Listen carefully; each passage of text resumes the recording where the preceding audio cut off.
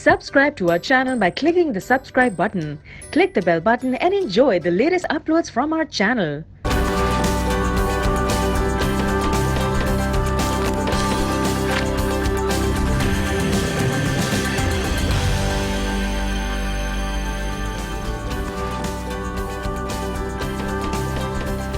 अस्सलामुअलैकुम, good morning. आज के साथ मैं हूं सबाशी और मैं हूं अनम काज़मी। उम्मीद करते हैं आप सब बिल्कुल ठीक ठाक होंगे, खैरियत से होंगे, मजे में होंगे, टिप टॉप होंगे और अपनी लाइफ को भरपूर तरीके से एंजॉय कर रहे होंगे। जी हाँ, आज है जुमेरात और है 27 जुलाई और हम आपके लिए लाए हैं कुछ खबरें, कुछ बातें, कुछ मुस्कुराहटें और हमेशा की तरह एक इंटरेस्टिंग टॉपिक। आज का टॉपिक जो है वो दिलचस्प तो है ही, लेकिन उसके साथ साथ वो मजेदार भी है और डिलीशियस भी है। और वो क्यों? मीठा भी। और वो क्यों? क्योंकि आज हम करने जा रहे हैं बातचीत आम के ऊपर, जो कि पाकिस्तान में काफी आम है और बहुत सारे लोग इसको बहुत खुशी से खाते हैं। अच्छा जनाब, आम की बात की जाए तो पाकिस्तान के चारों सूबों में इसकी काश्त की जाती है, लेकिन सबसे ज्यादा इसकी काश्त सिंध और पंजाब में की जाती है और 200 से ज्यादा इसकी इकसाम है। और पाकिस्तान उन ममालिक में है जिन ममालिक में ये आम बेइंतहा बिकता है, इसकी बरामदात भी होती है। और दूसरी बात यह है कि पाकिस्तान, सिंध और पंजाब में जो आम है उसमें 20 तरीके के आम ऐसे हैं जो कि बेचे जाते हैं और यूजुअली लोग उनको खाते हैं, जैसे कि सिंदरी है और अनवर है और बहुत सारे मजे के इसके नाम भी हैं। तो आम के ऊपर हम बात करेंगे कि आम पाकिस्तान में इतने ज्यादा खाए जाते हैं, पसंद किए जाते हैं, गो के आम यहाँ पर बहुत ज्यादा होते हैं, लेकिन इसके फायदे क्या हैं? इसके ढेर सारे फायदे हैं। ये खून भी बनाता है, मैदे की बीमारियों को दूर भी करता है और आपकी आंखों की बिनाई को भी सही रखने में बड़ा काम आता है। और साथ साथ ये कि हमारे यहाँ यूजुअली लोग इसको गांव देहातों में रोटी के साथ भी खाते हैं, कुछ लोग शेक बना के भी खाते हैं, चटनी, आमचूर और न जाने क्या क्या चीजें इस आम से बनती हैं। तो आज गुड मॉर्निंग आज में ये बात आम होने वाली है कि पाकिस्तान में आम लोग कैसे खाते हैं और इसके क्या क्या फायदे हैं। बिल्कुल, पाकिस्तान की बात की है तो अगर आपको बताएं आम के हवाले से तो 5th लार्जेस्ट प्रोड्यूसर जो है वो पाकिस्तान ही है, जबकि बड़े फख्र की बात यह है कि पाकिस्तान जो है वो 3rd लार्जेस्ट एक्सपोर्टर भी है आम का। इंटरनेशनल मार्केट में पाकिस्तान के आमों की बड़ी जो है वो बाज़गश सुनाई भी देती है। और हम देखते हैं कि आम पाकिस्तान के अंदर एक मखसूस सीजन आता है जो कि मई और सितंबर के बीच में होता है, जिसमें इसकी काश्त भी की जाती है। और यहाँ के अगर लोगों के मिजाज की बात की जाए तो तमाम लोगों के लिए, वैसे भी हम कहते हैं कि आम जो है वो फलों का बादशाह है, तो ये बादशाह जो है वो तमाम लोगों को बड़ा पसंद भी होता है। और अगर हम बात करें इसके कुछ फायदों के हवाले से तो विटामिन के हवाले से या फिर और जो विटामिन ए, बी और सी जो है वो इसमें हमें मिलता भी है। और आम के हवाले से अगर मजीद हम आपको बताएं कि लोगों के दरमियान जो है वो इसकी कितनी जो मांग बढ़ती चली जाती है और सीजन के साथ ही इसके रेट्स भी कितने बढ़ते चले जाते हैं, इससे लोगों को कितनी मुश्किलात का सामना होता है, इस सब पर भी जो है वो आज हम शो में बात करेंगे। अच्छा जनाब, जैसे कि सबा ने आपको बताया कि पंजाब और सिंध में खास तौर पर जो है वो यहाँ पर आम की काश्त जो है वो ज्यादा होती है और सिंधड़ी आम को सिंधी समझा जाता है और जो पंजाब का आम है उसको चौसा कहा जाता है। तो हमेशा से मैंने देखा है कि जो सिंधी और पंजाबी लोग होते हैं उनके दरमियान कंपैरिजन चलता रहता है कि किसका आम ज्यादा मीठा है। दोनों ही सूबों के आम बेइंतहा मीठे हैं और दोनों ही सूबों में एक बात कॉमन है कि दोनों ही सूबों के आम बेइंतहा महंगे भी हैं, बहुत महंगे। तो जनाब इसी सब पर आज के शो में हम बात करेंगे। इसी हवाले से सबसे पहले मिलेंगे मंडी से आम मार्केटों तक आम पहुंचाने वाले होलसेलर अख्तर अहमद से।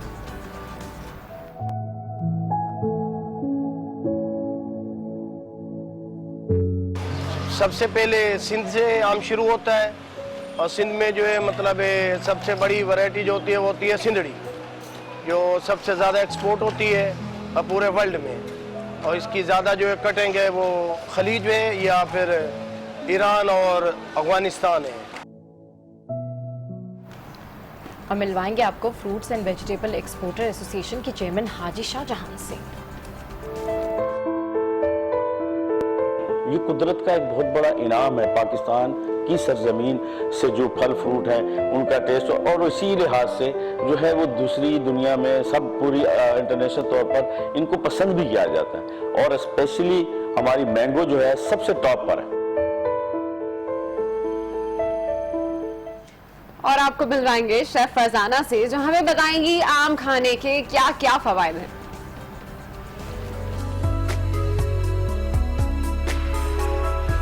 आम एक ऐसा फ्रूट है जो मैं नहीं समझती कि किसी को ना पसंद हो।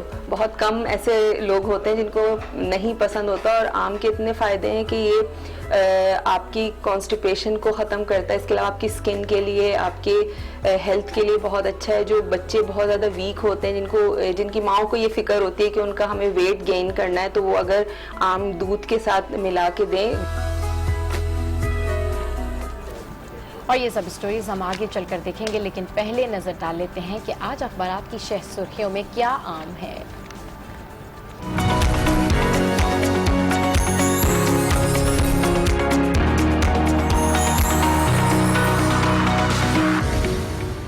जी जनाब, एक्सप्रेस रोजनामा में इस वक्त मेन हेडलाइन जो है वो चौधरी निसार के बयान के हवाले से है, और वो काफी नाला भी नजर आते हैं। और उनका सवाल यह है कि पार्टी के मुशावरती इजलास से मुझे अलग क्यों किया गया। इस हवाले से हम देखते हैं कि नून लीग की क़यादत जो है वो पूरी कोशिश कर रही थी कि चौधरी निसार किसी किस्म की कोई प्रेस कॉन्फ्रेंस इस टाइम पर ना करें, और कहा जा रहा है कि शहबाज शरीफ की जो है वो उनसे तकरीबन 4.5 घंटे की मुलाकात भी हुई है, और उन्हें मनाने की कोशिश भी की गई है, जो कि अभी तक नाकाम है।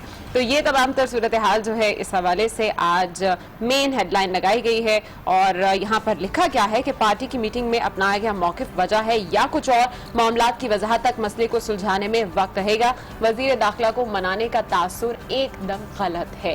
ये जो है वो कल से हम देख रहे हैं कि मुख्तलिफ पॉलिटिकल शोज जो हो रहे हैं उनमें भी ये बयान सामने आ रहे हैं, और कहा जा रहा है कि ऐसी कोई बात नहीं है, चौधरी निसार नाराज नहीं है, और हम जो है वो उनसे मीटिंग जो कर रहे हैं उसमें कतई इस चीज का तासुर देना कि वो नाराज है और उनको मनाने की कोशिश की जा रही है, ये तासुर गलत है। जी हाँ, बिल्कुल। चौधरी निसार के हवाले से जो मेन लीड लगाई गई है उसमें इंफॉर्मेशन मिनिस्टर जो हैं मरियम औरंगजेब, उनका भी यही कहना है कि वो बहुत ज़्यादा उनका एहतराम करती हैं और बहुत ज़्यादा उनके पुराने रहनुमा हैं, और प्राइम मिनिस्टर नवाज शरीफ का साथ वो बिल्कुल भी नहीं छोड़ेंगे, और पार्टी से अलग होने की जो बातें हैं उन्होंने सब मुस्तरद की हैं। अच्छा जी, आगे बढ़ते हैं। और leader of the opposition Khurshid Shah के हवाले से यहाँ पर एक मेन लीड लगाई गई है, जिसमें उनका कहना है कि पूरी कौम मुंतज़िर है, सुप्रीम कोर्ट फैसला जल्द सुनाए। इमरान खान साहब का बयान है, जबकि अदालत उज़्मा को डिक्टेट ना करें खुर्शीद शाह।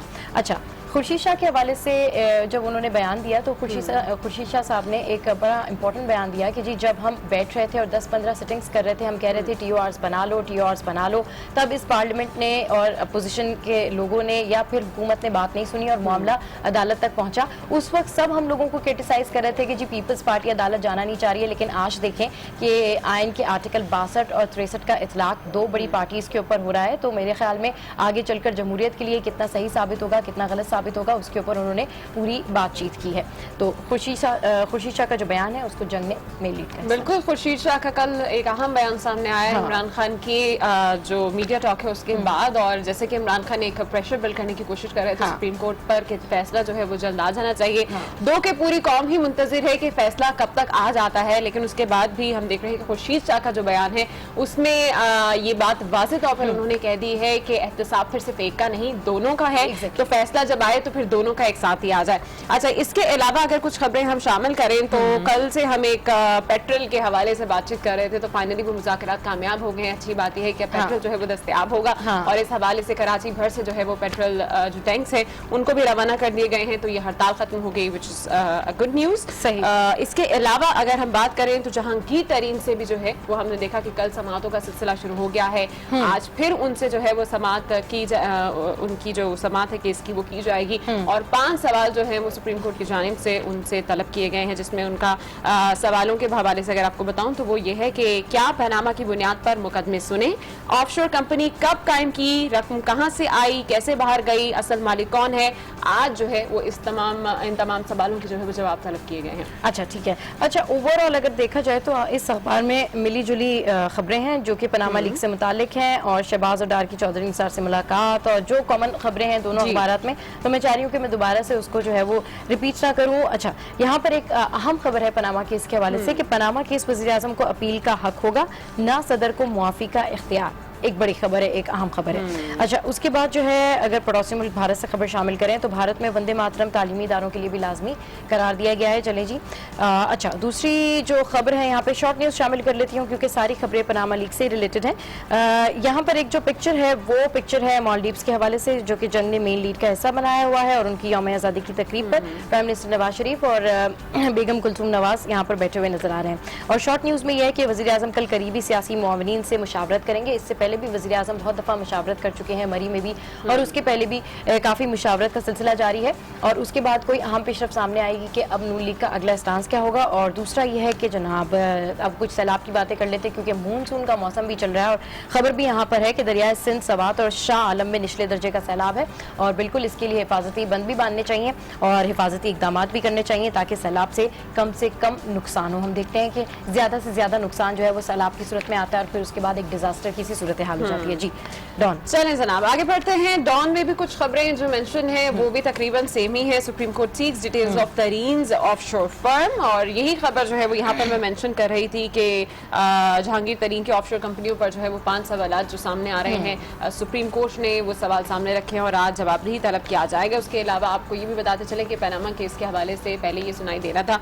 कि ये फैसला जो है वो मंगल या बुध को आ जाएगा, लेकिन अब कहा जा रहा है कि ये फैसला शायद जुमे को या फिर पीर को ये सामने आएगा। तो लेट्स सी कि ये एक के बाद एक दिन जो है वो आगे बढ़ता चला जा रहा है, लेकिन फैसला जब भी आएगा उम्मीद करते हैं कि फैसला जो है वो ब्लैक या व्हाइट में हो, फैसला ग्रे में ना हो। इसके अलावा यहाँ पर अगर डॉन में कुछ खबर मेंशन है तो वो ये है कि अप्रोर assaulted on panchayat order and the third news is JUIF leader shot dead in Charsadda. तो ये 3 अहम खबरें जो है वो डॉन ने भी आज अपने मीडियाज में। अच्छा, चारसद्दा वाला भी एक बड़ी अहम न्यूज़ है और फैसले के हवाले से, पनामा लीक्स के फैसले के हवाले से बिल्कुल अनप्रिडिक्टेबल है क्योंकि हमारी जितनी भी वकला और सियासी रहनुमाओं और तज्जियाकारों से बात हुई है वो यही कहते हैं कि नहीं, it will take little time.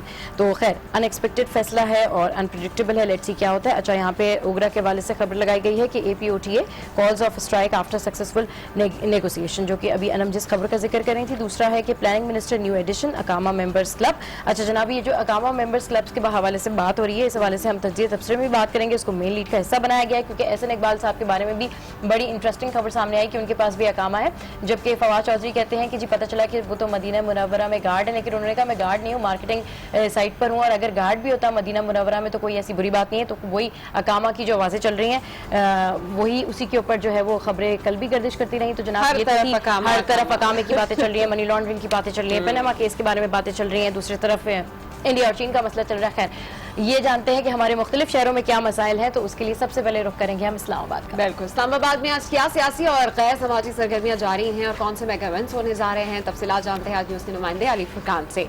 Ji Ali Furqan, good morning, कैसे हैं आप? गुड मॉर्निंग, मैं बिल्कुल खैरियत से। अच्छा अली फुरकान, सबसे पहले तो ये बताएं कि आज इस्लामाबाद में मौसम कैसा है, क्योंकि कराची के अगर हम मौसम की बात करें तो बड़ा अबर आलूद सा है और अच्छा मौसम जो है वो जुलाई का ओवरऑल मंथ भी बड़ा अच्छा होता है। इस्लामाबाद में इस वक्त मौसम कैसा है? इस्लामाबाद में तो जी सुबह से ही बूंदाबांदी जारी है।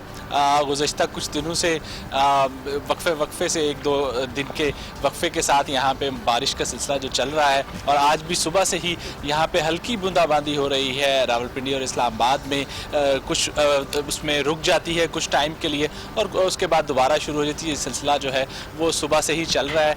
अगर सियासी सूरत हाल की बात की जाए तो आज इस्लामाबाद में जो है वो जो ऐवानों में जो सरगर्मियाँ हैं वो खासी सरगर्म रहेंगी। वज़ीर नवाज शरीफ की मुशावरती इजलास भी है।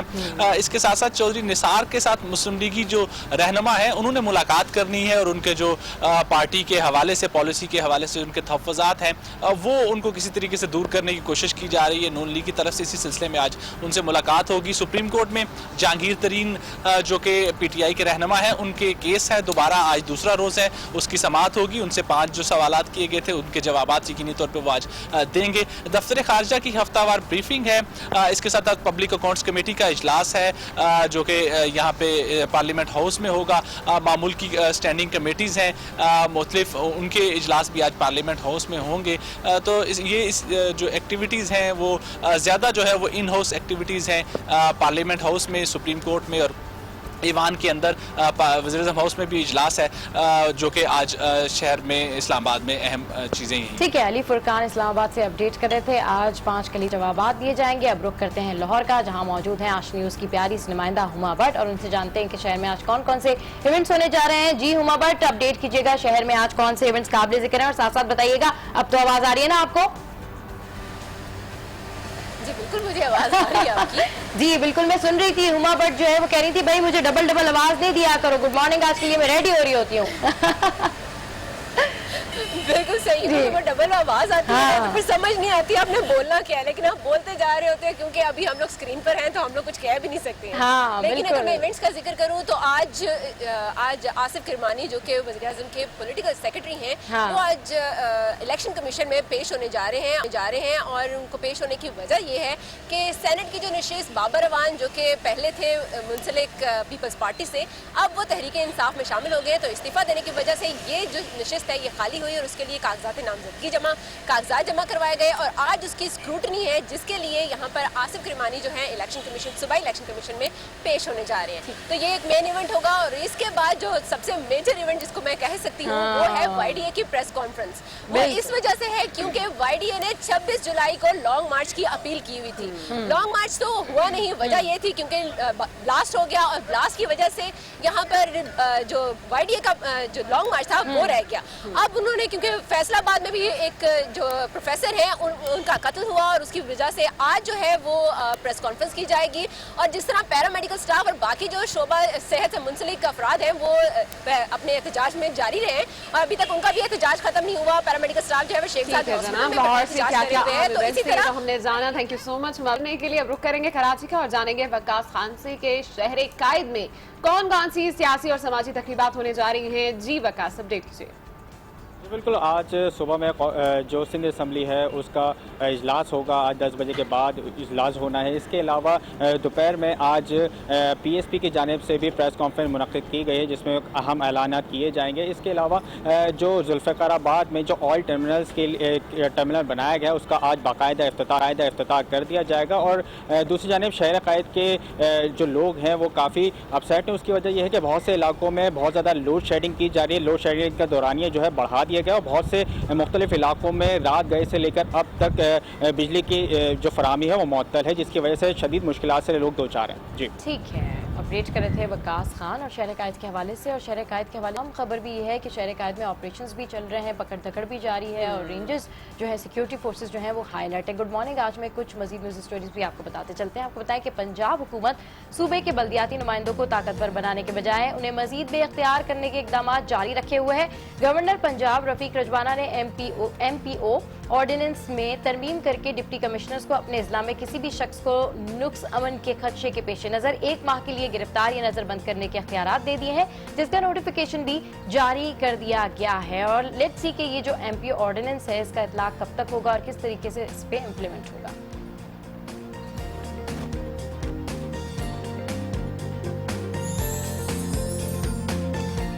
और अच्छी खबर यह है कि ऑयल टैंकर्स माफिया की हरधर्मी हुकूमती इकदामात पर भारी पड़ गई। वजारत पेट्रोलियम ने all Pakistan oil tankers association के तमाम मुतालबात मंजूर कर लिए। एसोसिएशन की हड़ताल खत्म होते ही पंप्स को पेट्रोल की तरसील का अमल भी शुरू हो गया है। और अगर उगरा के हवाले से और इस हवाले से डिटेल में खबर पढ़ना चाहें तो बिजनेस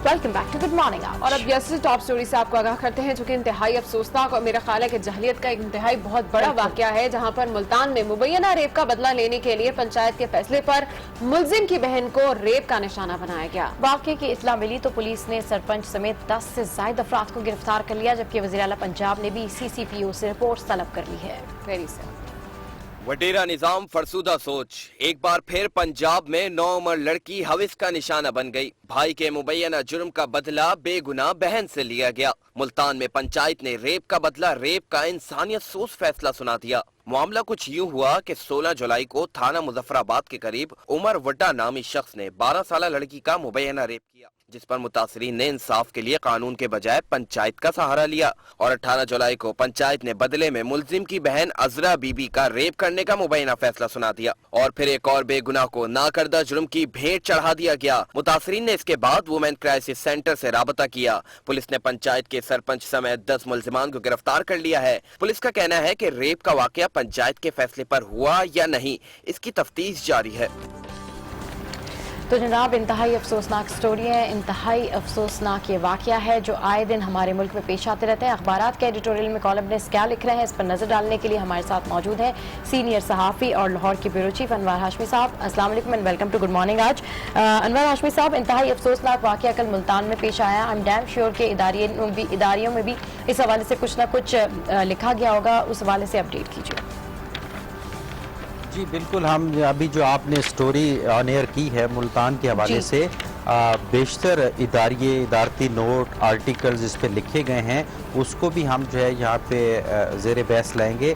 लेकिन सबसे पहले जो कौमी इश्यूज़ के हवाले से वही पनामा और अदालत के हवाले से बेशतर इदारिये जो है वो लिखे गए हैं। ख़ास तौर पे अखबारात के इदारिये लिखते हैं कि जो अदालती फैसला जो है वो डिले हो रहा है तो सियासतदानों की बेचैनी बढ़ती जा रही है, और अखबार लिखता है कि इस बेचैनी के दौरान दोबारा सियासतदानों ने कुछ एहतियाती तकाजे पूरे नहीं किए और ऐसे बयानात दे रहे हैं जिसकी वजह से अपोजिशन लीडर खुर्शीद शाह को भी कहना पड़ा है कि अदालतों को डिक्टेट न किया जाए। जैसे कि कल इमरान खान ने इस्लामाबाद में प्रेस कॉन्फ्रेंस में उनकी बेचैनी नज़र आ रही थी और वो बार बार अदालत की तरफ इशारा करते हुए कह रहे थे कि वो जल्द से जल्द फैसला सुनाएं। दूसरे नंबर पे उनके केस को नवाज शरीफ के केस से न मिलाया जाए। तीसरे नंबर पे उन्होंने कहा कि कुछ लोग जो है वो अदालतों को या लोगों को खरीदने की कोशिश कर रहे हैं, तो जिस पे अपोजिशन लीडर ने रिएक्ट किया और इसी तरह नून लीग के कई लोगों ने भी दोबारा जो है वो बोलना शुरू किया है। तो अखबारात ने बड़े वाज़ेह दायरे लिखे हैं कि एक दफ़ा जो इनकी तकारीर थी उनके ट्रांसक्रिप्ट के केसेस जो है वो समात में आ चुके हैं और इसके बावजूद सियासतदान बाज नहीं आ रहे, तो ये सूरत हाल जो है कोई अदालतों की क्रेडिबिलिटी को डैमेज करेगी। तो इसलिए वाज़ेह कहा गया है कि तमाम सियासतदान जो है और फरीक, खासतौर पर जो फरीक हैं इस केस के, उनको अब इंतजार करना चाहिए। बिल्कुल, अदलिया का एहतराम जो है वो सब पर लागू है और जिस तरह के बयानबाजी की जा रही है उससे इज्तनाब करना भी जरूरी है। अच्छा अनवर साहब, क्योंकि अभी जो हमने यस्टरडे टॉप स्टोरी पढ़ी है इंतहाई अफसोसनाक की खबर थी और मैं चाह रही थी कि हम इसके ऊपर कुछ बात करें, जानना मैं चाह रही थी कि अवामी राय सब पर क्या है, इदारिये क्या लिख रहे हैं, क्योंकि एक बार फिर से हमने देखा कि बेगुनाह को जो है वो सजा दे दी गई है, रेप का बदला रेप से लिया गया है, खवातीन का एहतराम, उनका वकार, सब कुछ जो है वो नजरअंदाज कर दिया जाता है। इस तरह के फैसले पंचायत जब करती है तो हमारा कानून खामोश क्यों रह जाता है? बिल्कुल, इस वाक़या जो मुल्तान का शहर के अंदर जो एक थाने का एरिया, मुजफ्फराबाद थाने का एरिया, उसमें जो ये वाक़या पेश आया है उसमें मीडिया अपनी पूरी जिम्मेदारी के साथ इसको हाईलाइट कर रहा है ताकि ऐसे स्याह वाक़यात, स्याह फैसले, स्याह कारनामे जो इनका सद्देबाब हो सके। तो बुनियादी तौर पे आप देखें कि ये वाक़या एक तो बड़े शहर के अंदर हुआ है, ना कहीं दूर दराज ट्राइबल एरिया में हुआ है कि किसी की नज़र से दूर हो। एक शहर के वस्त में एक वाक़या, एक पंचायत लगती है, पुलिस उस पर एक्शन नहीं लेती। मीडिया के आने के बाद पुलिस जो है वो अलर्ट होती है, वज़ीर आला नोटिस लेता है और ये पुरानी रवायत है। कभी आप देखिए कारी के वाक़यात, वनी के वाक़यात, वनी का ये बेसिकली वनी का एक वाक़या है। वनी का वाक़या पंजाब में ये होता है कि जब कोई किसी ख़ानदान के साथ दुश्मनी या लड़ाई हो तो उस अपने मुल्ज़िम को बचाने के लिए जो है वो दूसरे ख़ानदान को अपनी मासूम बेटियां दे दी जाती हैं। या ये एक तो ये यहाँ से रवायत शुरू हुई है कि मासूम बेटियां रिश्ते में दी जाती थी और वो दुश्मन के घर में सारी ज़िंदगी गुजारती थी, तो उन पर क्या बीतती होगी कि मर्द सिर्फ जेल से बचने के लिए अपनी मासूम बहनों को या बेटियों को दुश्मन के घर भेज देते हैं और फिर वो सारी ज़िंदगी उनके लिए वो ख़ानदान जो है वो दोज़ख बन चुका है। इसी तनाजुर में एक वाक़या हुआ अदले बदला लेने के लिए, तो लड़की के जो इज़्ज़त का इशू था तो उसके बदले में पंचायत बैठ गई, हैरानकुन हद तक मर्द बैठ गए और उन्होंने डिसीजन किया कि उस घर की लड़की के साथ भी ऐसा किया जाए। तो ये शर्मनाक वाक़या है जो कि ख़त्म नहीं हो रहा। 10 साल में 10 से ज़्यादा ऐसे हौलनाक वाक़यात हो चुके हैं। मुख्तारा मई आपके सामने है, वो वाक़या था, मीडिया ने उसको जो है एक मॉडल बनाया। आप वो समाजी कारकुन है, उसने हिम्मत की है, उस पर तो जो बीती है लेकिन उसने आवाज़ भी उठाई है। तो ये वाक़यात आपके सामने है जो आप देख रहे हैं। बिल्कुल अनवर हाशमी साहब, मुख्तारा माई का वाक़या हमारे सामने है, वो रोल मॉडल बनी, आगे गई। अच्छा, प्रॉब्लम ये है कि इस तरह के वाकयात होते हैं, जिरगा बैठता है, अदालतों में भी केसेस चले जाते हैं, फिर मुलजिम रिहा हो जाते हैं, फिर अदालतों में केसेस चलते हैं, ये सिलसिला चलता रहता है। ये पंचायत का सिलसिला, ये जिरगा सिस्टम, इसको हम कानूनी धारे में कब ढालेंगे, कब इसको हम अपने आयन के मुताबिक, कब इसको हम रूल ऑफ लॉ के अंदर लेके आएंगे कि एटलीस्ट इनके फैसलों को मैनेज तो किया जा सके।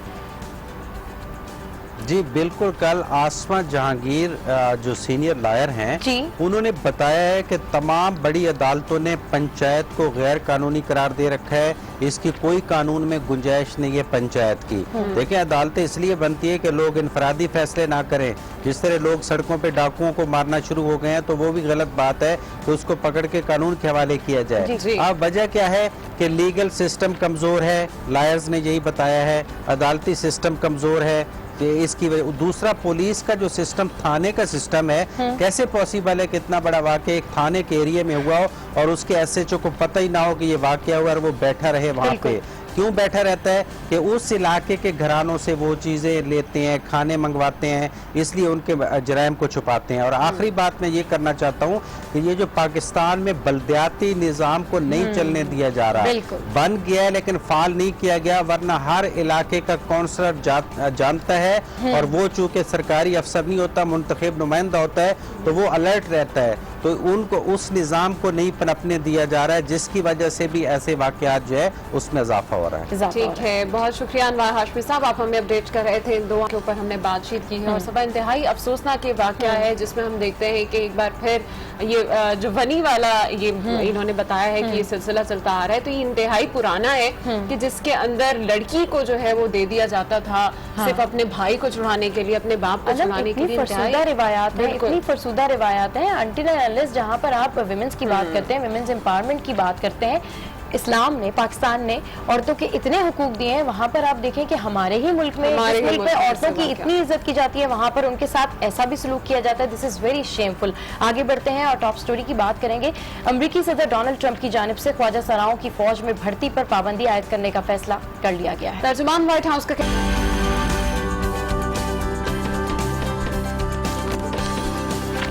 Welcome back to good morning. और जनाब, आज की तारीख के हवाले से बात कर लेते हैं कि आज के दिन यानी 27 जुलाई 1836 में ऑस्ट्रेलिया के शहर एडिलेड दरियाफ्त हुआ था।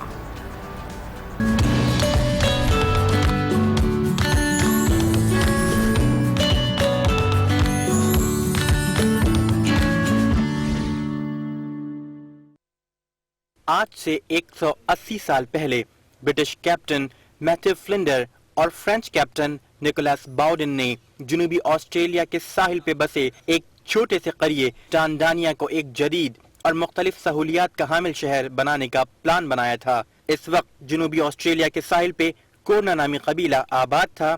एडवर्ड वेकफील्ड, जो कि इस खत्ते के सर्वे के लिए अपॉइंट किए गए थे, जमीनों को मुफ्त अलॉट करने के बजाय मुआवजे पर देने का फैसला किया और सिर्फ गरीब मजदूरों को मुफ्त अलॉट करने का मंसूबा बनाया गया। यही शहर आगे चलकर एडिलाइड के नाम से जाना जाने लगा, जो आज ऑस्ट्रेलिया का 5वां सबसे बड़ा शहर है, जहां 1.5 करोड़ अफराद बसते हैं। इलेक्ट्रिक स्ट्रीट लाइट्स सन 1900 में इसी शहर में मुतारिफ करवाई गयी। इस शहर को सिटी ऑफ चर्चेस के नाम से भी जाना जाता है। और अब कुछ बात कर लेते हैं आज हमारे मजेदार से मीठे मीठे टॉपिक के बारे में। मजे मजे के रस भरे आम आजकल मार्केटों में तो बड़ी तादाद में नजर आते हैं, लेकिन ये आम किस तरह से बागात से मंडी तक पहुंचाते हैं, ये एक बड़ा ही तवील सिलसिला होता है। जी हाँ, तवील सिलसिला भी होता है, मुश्किल सिलसिला भी होता है, और ये भी देखना होता है कि कौन से आम अच्छे हैं, कौन से आम खराब हैं, क्योंकि मार्केट्स तक पहुंचने होते हैं, हम लोगों ने खाने होते हैं ये आम।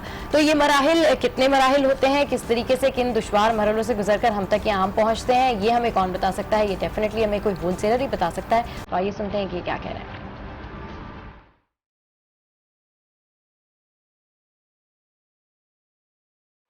सबसे पहले सिंध से आम शुरू होता है, और सिंध में जो है मतलब सबसे बड़ी वैरायटी जो होती है वो होती है सिंधड़ी, जो सबसे ज़्यादा एक्सपोर्ट होती है पूरे वर्ल्ड में। और इसकी ज़्यादा जो है कटिंग है वो खलीज में या फिर ईरान और अफगानिस्तान है। एक्सपोर्ट सबसे ज़्यादा सिंधड़ी होती है।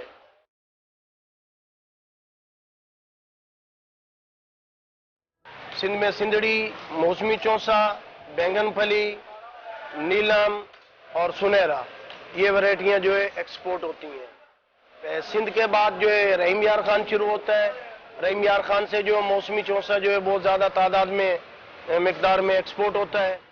और उसके साथ जो है सफ़ेद चौसा, वाइट भी बोलते हैं, चिट्टा भी बोलते हैं, ये चौसा जो है एक्सपोर्ट होता है।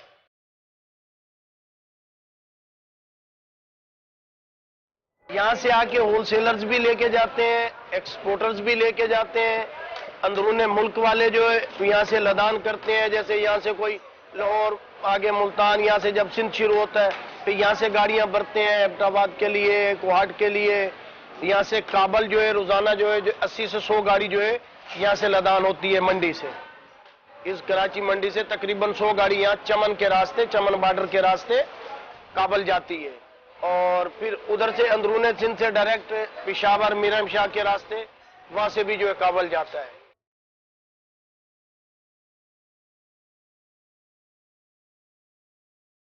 पूरे पाकिस्तान से, सिंध से, पंजाब से कच्चा आम आता है। इसको गोदामों में रख के वो कैल्शियम कार्बाइड लगाया जाता है तो 5वें दिन ये आम तैयार हो जाता है। तो उसके बाद ये बाई एयर वाले भी गोदामों में लेके जाते हैं। जो बाई एयर वाले एक्सपोर्ट वाले हैं, लंदन वाले हैं या जो भी हैं, वो पका के बेचते हैं। जो खलीज वाले हैं उनको कच्चा भेजना होता है। वो लोग जो है ओपन टॉप भी कच्चा ही करते हैं और रिफर कंटेनर जो होता है वो भी कच्चा ही करते हैं। वो अपने हिसाब से जो उसको पैक करके कार्टन में कोल्ड स्टोरेज में रखते हैं। वो एक मुनासिब जो है मतलब उसको हीट देने के बाद वो डायरेक्ट जो है रिफर में चला जाता है। वो अपने हिसाब से जाके पकता है। पाकिस्तानी आम जो है मतलब है कि यहाँ से दुबई, खलीज तो पूरे में जा रहा है। पूरे खलीज, Dubai, Abu Dhabi, Muscat, Sharjah, Doha, Qatar, Jeddah, Iran बहुत ज़्यादा मिकदार में जाता है। पर सिर्फ सिंदड़ी जाता है। सिंदड़ी के बाद फिर थोड़ी सी ऐड में एक नीलम होती है वो जाता है, लाल बादशाह है वो जाता है, महमूद खान और समर और ऐसे देसी किस्म के आम होते हैं वो जाते हैं।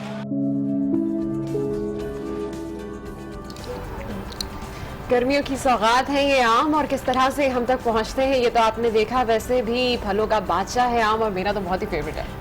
बल्कि मेरा भी बहुत ज़्यादा फेवरेट है। पाकिस्तान में लोगों को आम बहुत ज़्यादा पसंद है और पाकिस्तानी आम की खासियत यह है कि पूरी दुनिया में हमारे आम जा रहे होते हैं। और यूजुअली कभी कभी हम देखते हैं कि हम आम की पेटियां मंगवाते हैं या आम खरीदते हैं तो अलग उसमें कुछ कुछ आम कभी कभी खराब भी निकल आते हैं। लेकिन जो आम मुल्क से बाहर जा रहा होता है और हमें फिर वहाँ से ओवरसीज पाकिस्तानी बताते हैं कि यार पाकिस्तानी आम की क्या बात है, मतलब इंतहाई डिलीशियस और ज़बरदस्त किस्म का, क्योंकि इतनी मेहनत होती है हमारे काश्तकारों की। खैर, गुड मॉर्निंग आज में यहाँ वक्त है एक ब्रेक का, जिसके बाद मिलवाएंगे आपको।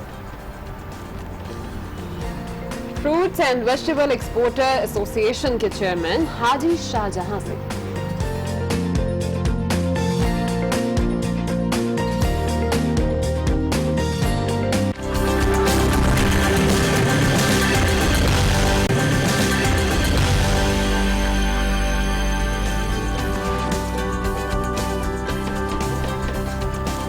Welcome back to good morning आज। और इस वक्त हमारे साथ स्टूडियोज में मौजूद है न्यूट्रिशनिस्ट फायजा चाहिए, और इस तरह की बहुत सी ऐसी बातें हैं जिन पर हम तफसीली तौर पर फायजा से ही बात करेंगे। सबसे पहले तो आपको वेलकम करना चाहेंगे शो में। फायजा कैसी हैं आप? जी बिल्कुल जी, अस्सलाम वालेकुम and welcome to good morning आज। फायजा, आज हमने बड़ी डिलीशियस सी मज़ेदार सी थीम रखी है और हमारी थीम है आम के हवाले से। मौसम भी चल रहा है तो हमने कहा क्यों ना इसके ऊपर बात की जाए और डिटेल डिस्कशन की जाए।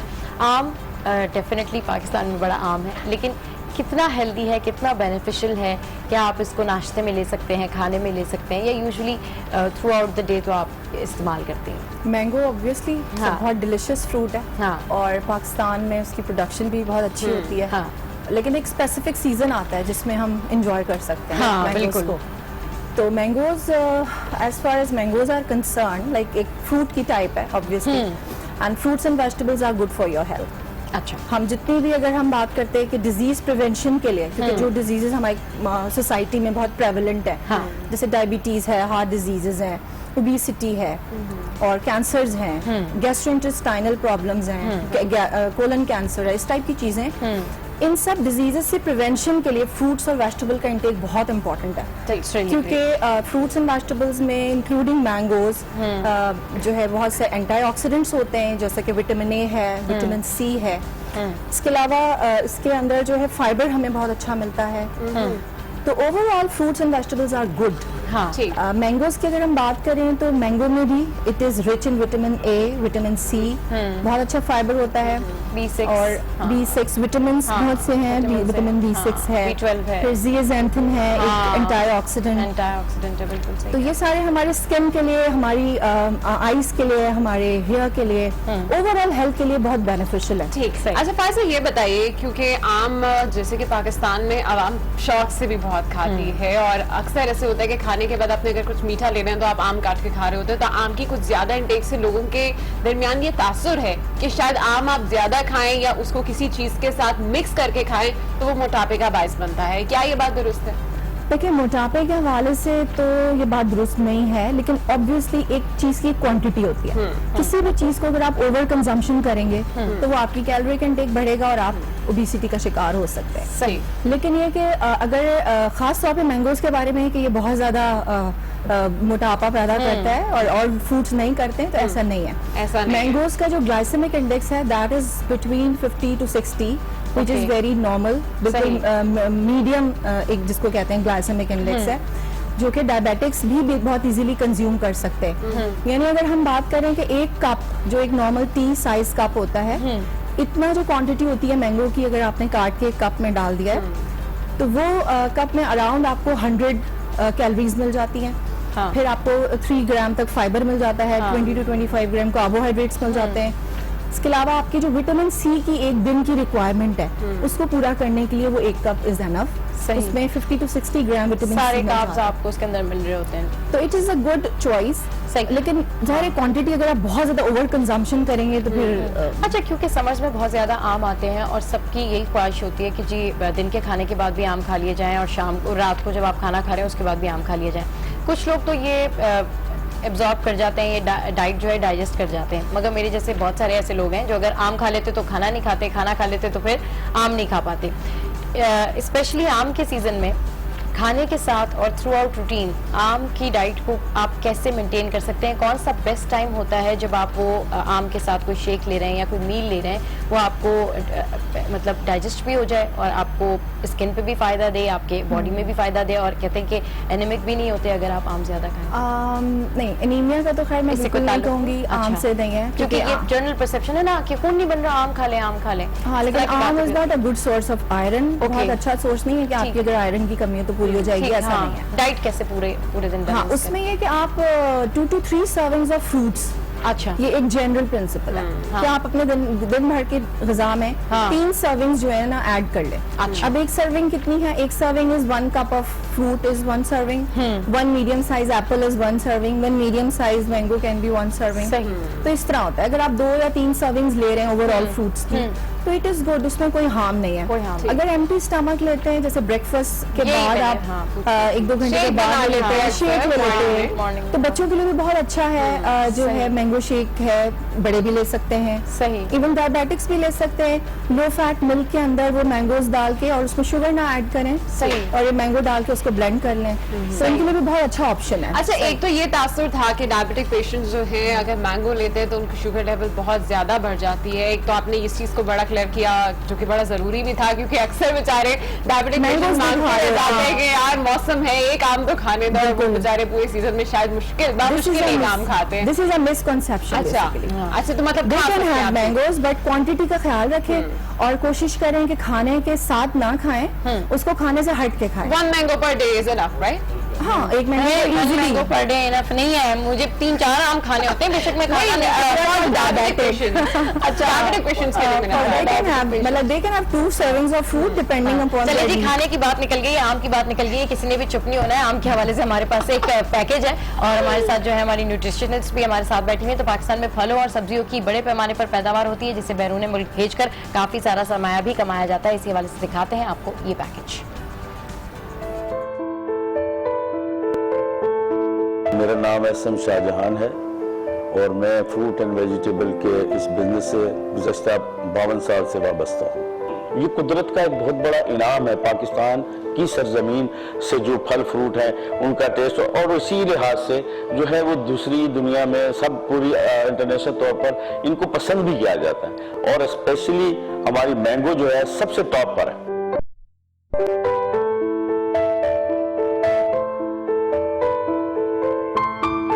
मैंगो की जो इकसाम है लोकली आप देखेंगे तो ये जो देसी या आम है उसकी 1000 से ज़्यादा इकसाम, 1000 से ज़्यादा। और हमें तो चंद इकसाम जो हैं, जो आप समझे कलमी आम है, उनकी जो मशहूर जो बहुत ज़्यादा इंटरनेशनल तौर पर मशहूर है वो हमारा सिंध का सिंदड़ी आम, एक्सपोर्ट के हवाले से, जायके के हवाले से, तो ये सिंदड़ी आम की डिमांड ज़्यादा है। और सिंदड़ी के बाद आ जाता है हमारे पास चौंसा, जिसकी हम जो है ह्यूज क्वांटिटी जो है एक्सपोर्ट करते हैं। सिंदड़ी है, चौंसा है, तो उसके अलावा भी इकसाम है, जैसे अनवरटोल हो गया, वो खाने में बहुत ज़्यादा, मगर उसकी इतनी ज़्यादा वो एक्सपोर्ट नहीं होती, वो इतनी क्वांटिटी में हमारे भी है, तो वो बहुत अच्छा टेस्ट है, मगर जो है वो ज़्यादा जो लाइक किया जाता है नंबर 1 सिंदड़ी है और उसके बाद चौंसा है। सिंदड़ी ख़त्म होता है तो चौंसा शुरू हो जाता है।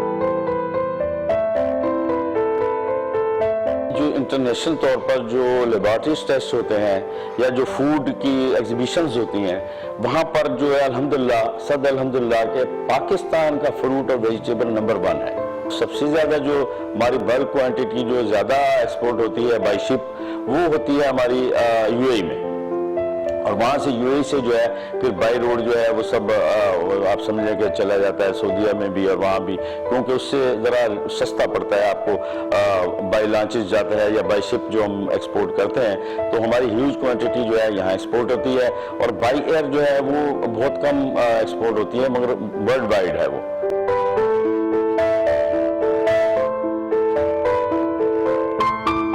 सिंदड़ी जो है खसूसी तौर पे सिंध की सिंदड़ी के नाम से, और इसकी शेप देख लें, इसका टेस्ट देख लें, तो ये इसकी गुठली पतली होती है, इसमें जो गुदा है वो ज़्यादा होता है, और ये जूसेस के लिए ज़्यादा इस्तेमाल होता है। तो इसी तरह फिर इसको जब वर्ल्ड वाइड बहुत ज़्यादा पसंद किया है, डिमांड बढ़ी, तो फिर ये पंजाब में भी इसकी फसल, पहले पंजाब में ये नहीं होता था, पंजाब में चौंसा ज़्यादा या अनवरटोल या लंगड़ा या दूसरी वैरायटीज़ जो हैं वो होती थी, और यहाँ पर तमाम वैरायटीज़ अब तमाम यहाँ भी होती हैं और वहाँ भी। ये 2 ही सूबे हैं, पंजाब और सिंध, जहाँ पर मैंगो होता है। बलूचिस्तान या आप समझ लें केपी के वहाँ कोई ऐसी एक्सपोर्टेबल नहीं होती, इक्का दुक्का कोई हो तो वो हो, वरना स्पेसिफिक यहाँ सूबा सिंध और पंजाब, इसमें सारा मैंगो जो है खसूसी तौर पे वो इसके बागात, बड़े बड़े बागात हैं, और यहाँ पर ही सब पैदावार होती है इसकी।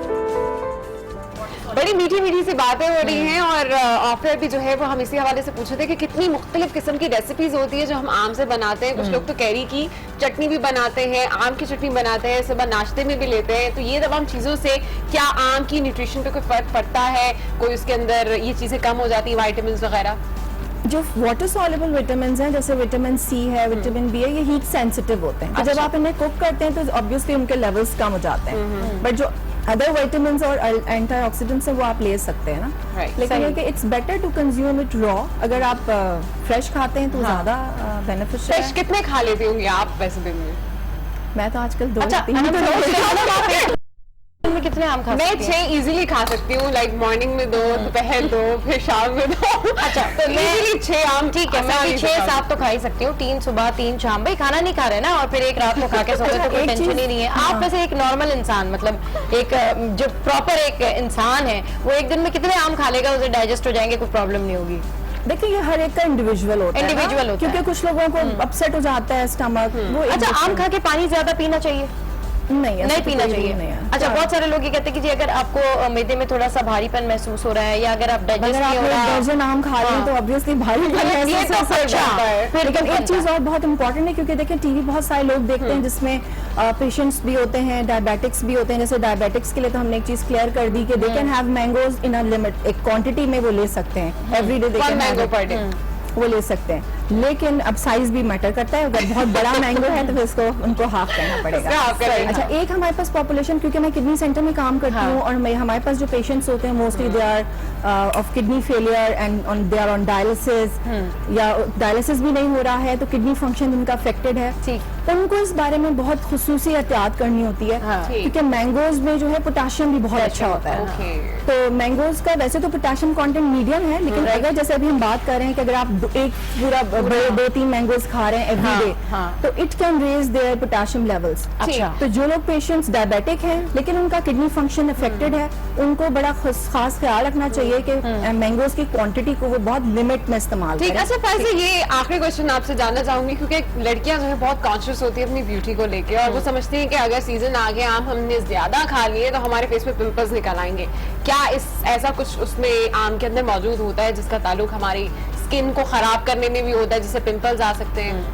देखिए वैसे तो स्किन और हेल्थ उसके लिए बहुत अच्छा है मैंगो, क्योंकि मैंने कहा एंटीऑक्सीडेंट्स हैं उसमें, इतने सारे विटामिन है, फाइबर है, लेकिन कहते हैं कि तासीर गरम लिमिट होती है। हाँ, वो हाँ गरम ठंडा की जो तासीर है वो थोड़ी हम ना आज सारे अपने मिथ, सारी अपनी जितनी भी हम क्लैरिटी चाह रहे हैं ना, उनके बारे से हम क्लैरिटी चाह रहे हैं। एक्चुअली देखिए डिफरेंट थ्योरीज हैं। अब जैसे जो हिकमत है उसके अंदर गरम और ठंडे का कॉन्सेप्ट है, लेकिन अगर आप वैसे साइंटिफिक पॉइंट ऑफ व्यू देखें तो इसमें कोई ठंडा गरम का कोई कॉन्सेप्ट नहीं है। सही, इट्स ऑल अबाउट कि आप किस चीज को कितना खा रहे हैं। हर चीज की एक लिमिट तो है ना। अब अगर आप एक चीज को अनलिमिटेड खाना शुरू कर दें तो वो फिर कोई भी नेगेटिव इफेक्ट हो सकता है। चले जी, आम एक हेल्दी फूड है हमारे साथ, overall it is a very overall बहुत एक अच्छा जो है वो फ्रूट है। बहुत शुक्रिया। हाँ डॉक्टर साहब आप हमारे साथ मौजूद थी। तो जनाब आम खाना चाहिए और जितना दिल चाहे उतना खाना चाहिए, बस जो किडनी पेशेंट है वो थोड़ा सा अवॉइड करें क्योंकि उसमें पोटेशियम होता है। बाकी जितने लोग आम खाना चाहें खा सकते। डायबिटिक पेशेंट्स के लिए तो आज मेरा ख्याल एक अच्छी खबर है, लेकिन कोई भी चीज लिमिट के अंदर हो तो वो अच्छी लगती है। तो जो अगर आप आम खाना चाह रहे हैं अपनी स्किन की प्रॉब्लम्स के हवाले से भी, तो वो भी आपको फायदा क्लियर कर चुकी है कि वो लिमिटेड खाइए, ज्यादा कोई भी चीज excess of everything is bad इसलिए कहते हैं। शो में लेंगे यहाँ पर एक ब्रेक, जिसके बाद मिलेंगे शेफ फरजाना से, जो हमें बताएंगी कि किस तरह आम से क्या क्या बनाया जाता है, जैसे कि आमचूर, आम की चटनियां और ढेर सारा कुछ।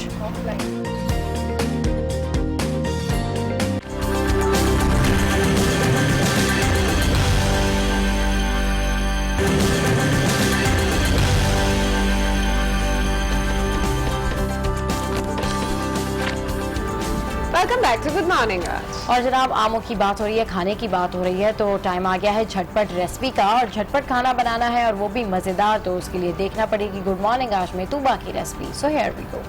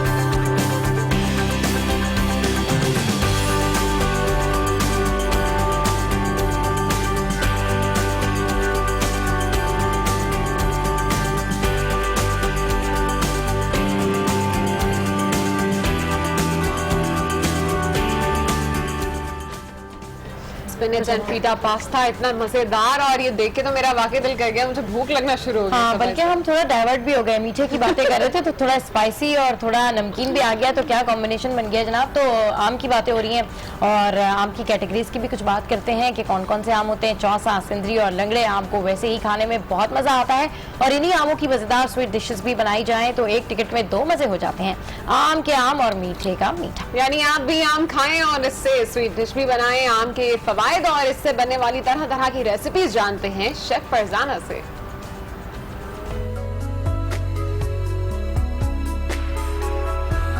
मेरा नाम शेफ फरजाना अनवर है और मैं प्रोफेशनली एक शेफ़ हूँ, प्रोफेशनल शेफ़ हूँ और इसके अलावा एक ब्यूटिशियन भी हूँ। मेरा डाइट प्लान का एक प्रोग्राम चल रहा है जिसमें मैं लोगों को डाइट प्लान देती हूँ। वेट के हवाले से बहुत सारे लोग हैं जो वेट कम करना चाहते हैं, तो उनकी एक प्रॉपर डाइट प्लान उनको दिया जाता है, क्योंकि लोगों को ये पता नहीं होता कि उनको क्या खाना है और क्या नहीं खाना है। आम तो देखिए, आम एक ऐसा फ्रूट है जो मैं नहीं समझती कि किसी को ना पसंद हो। बहुत कम ऐसे लोग होते हैं जिनको नहीं पसंद होता, और आम के इतने फ़ायदे हैं कि ये आपकी कॉन्स्टिपेशन को ख़त्म करता है। इसके अलावा आपकी स्किन के लिए, आपके हेल्थ के लिए बहुत अच्छा है। जो बच्चे बहुत ज़्यादा वीक होते हैं, जिनकी माओ को ये फिक्र होती है कि उनका हमें वेट गेन करना है, तो वो अगर आम दूध के साथ मिला के दें। और मैं ये एक बात क्लियर कर दूं कि जो ब्लेंडर वाला जो जूस होता है वो फायदेमंद नहीं होता, बल्कि जो हम हाथ से जो निचोड़ते हैं आम और उसमें फिर हम दूध और चीनी मिक्स करते हैं, वो आपके वेट बढ़ाने में मददगार साबित होता है।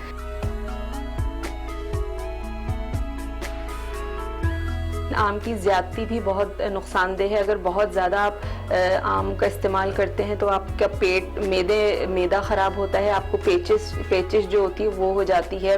इसके अलावा भारीपन हो जाता है। तो एक मिक़दार में आम का इस्तेमाल होता है।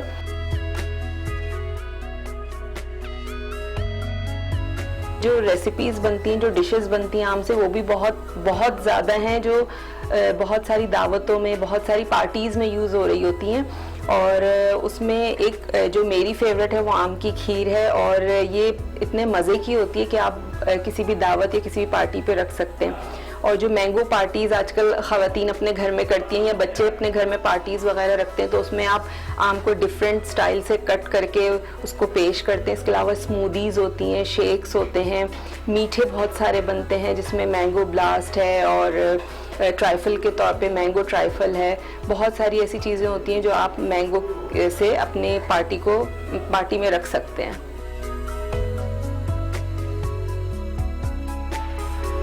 तो जो शुगर पेशेंट होते हैं उनको हम अलाउ करते हैं 1 मैंगो दोपहर में खाने के बाद। उसके अलावा और आप उससे ज़्यादा मैंगो नहीं यूज़ कर सकते। फ्रूट्स हम अलाउ करते हैं लेकिन बहुत कम मिकदार में और थोड़े गैप से, यानी आप रोज़ाना नहीं यूज़ कर सकते। आप 2 दिन छोड़ के एक फ्रूट यूज़ कर सकते हैं, मैंगो यूज़ कर सकते हैं। इसके अलावा जो मैं डाइट प्लान बताती हूँ लड़कियों के लिए या जो लड़के वेट कम करना चाहते हैं, उनमें भी हम फ्रूट का इस्तेमाल ज़्यादा करते हैं, लेकिन हम चावल, रोटी और इससे थोड़ा सा परहेज़ करवाते हैं मीठे से, जिसमें चीनी का इस्तेमाल होता है वो हम कम करवाते हैं। और लेकिन फ्रूट की तरफ हम लेके आते हैं ज़्यादा, क्योंकि फ्रूट आपको इतना नुकसान नहीं करता, आपकी हेल्थ के लिए बहुत अच्छा होता है फ्रूट, आपकी स्किन अच्छी रहती है उससे। चलिए जी, शेफ फरजाना कितनी मजे की बातें कर रही थी और मेरा और अनम का सारा ध्यान था आम की खीर पे, और हम दोनों बड़ा फोकस करके देख रहे थे कि जी अच्छा आम की खीर भी होती है अनम। ये तो अभी हमें पता चला कि आम की खीर भी होती है। पता नहीं कितनी चीजें आम से बनती होंगी और कितनी ज्यादा चीजें अभी हम ऐसी हैं जो हमने डिस्कवर भी नहीं की है। बिल्कुल ऐसा है। मैंगोस के जो शेक्स होते हैं मुझे वो तो सबसे ज्यादा मेरे फेवरेट है। और अगर सुबह में आप कुछ नहीं ले रहे और सिर्फ शेक भी ले रहे हैं तो I guess it's more than enough. तो इस तरह की कुछ रेसिपीज जो हमने आज आपके साथ शो में शामिल की, उम्मीद की है कि आपको वो रेसिपीज भी बहुत पसंद आई होंगी। मिलेंगे यहाँ पर एक ब्रेक, जिसके बाद मिलेंगे पाकिस्तान के चमकते सितारे। Don't go anywhere, stay with us. Keep watching Good Morning guys.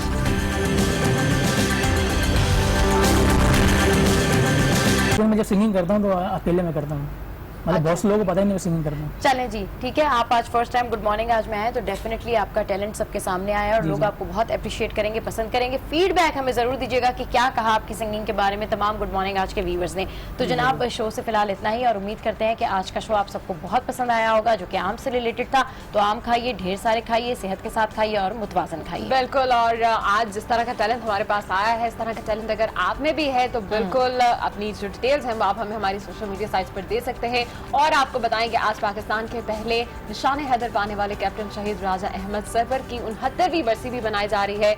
27 जुलाई 1948 को उन्होंने कश्मीर के उड़ी सेक्टर में दुश्मन की एक अहम फौजी पोजीशन पर हमला भी किया था। इस हमले में मुजाहिदीन की एक बड़ी तादाद शहीद और जख्मी भी हुई, लेकिन कैप्टन सरवर ने पेशकदमी जारी रखी, जिसके बाद कैप्टन सरवर ने अपने जख्मों की परवाह किए बगैर 6 साथियों के हमरा खारदा तारों को अबूर करके दुश्मन के मोर्चे पर आखिरी हमला किया। दुश्मन ने इस हमले के बाद अपनी तोपों का रुख कैप्टन सरवर की जानिब कर दिया और यूं उन्होंने अपना जान का नजराना मुल्क के लिए पेश किया। गुड मॉर्निंग आज से फिलहाल इतना ही। ऐसे ही हंसते रहिए, मुस्कुराते रहिए और देखना मत भूलिए। Keep watching good morning.